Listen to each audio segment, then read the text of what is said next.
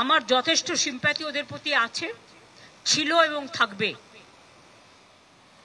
যারা চাকরি খেয়েছেন তারাই যদি আজকে নাটের গুরুরা যদি আজকে তাদের স্বার্থ রক্ষার গুরু হয়ে যায়, সেখানে আমার আপত্তি আছে। তাদের রাজ্য সরকারকে বিশ্বাস করা উচিত ছিল। আমি নিজে ওদের সাথে মিটিং করেছি। শিক্ষকদের কাছ থেকে আমরা মিনিমাম সম্মান, সৌজন্য এটুকু প্রত্যাশা করি। রাজনীতির ঊর্ধ্বে থেকে তারা সমাজকে সেবা করুন, বাচ্চাদের শিক্ষা দিন। সবাই সমান নয়, কথাও আমি নিশ্চয়ই বলবো। অনেকে কাজও করছেন, তাদের সম্বন্ধে আমাদের কোনো অভিযোগ নেই। যারা আন্দোলন করছেন তাদের সম্বন্ধে আমার কোনো অভিযোগ নেই।